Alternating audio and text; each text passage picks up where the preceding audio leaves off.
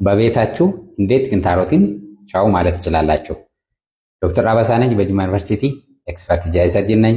እቺ ቪዲዮ ጠቃሚ ናትና ሼር እና ሪፖስት አድርጉልኝ። እነዚህን ሶስት ዋና ዋና ነገሮች ብቻ በማድረግ ደረጃ 1 እና ደረጃ 2 ክንታሮት ያለባቸው ሰዎች 80% በቤታችሁ መገላገል ትችላላችሁ። አንደኛ፣ አመጋገባቸውን ማስተካከል። ፋይበር ምግቦቹን አበስቶ ይመገቡት። አትክልትና ፍራፍሬ፣ ያልተፈተጉት እህሎችና ተልባ፣ እንጀራና የገብስ ዳቦ፣ ካገኙት የፋይበር ማስቲካዎች።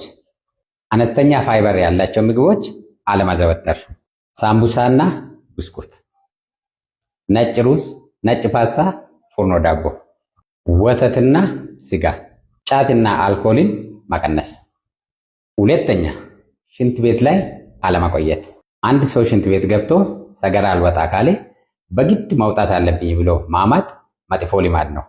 ፈረንጆች እችን ባድ ቶይሌት ቢሄቨር ይላሉ። አንድ ሰው ሽንት ቤት ገብቶ ሰገራ እምቢ ካለ ትቶ መውጣት ነው። የሚመጣ ነገር የለም። ተመልሶ መሞከርም ደግሞ ሰዓት የሚፈጅ ነገር አይደለምና። ሶስተኛና ብዙ ሰዎች የሚሳሳቱበት በቀን በቂ ውሃ መጠጣት።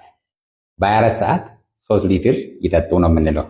ስለዚህ እነዚህን በማድረግ ደረጃ 1 እና ደረጃ 2ን 80% ወደ ኋላ መመለስ ይቻላል።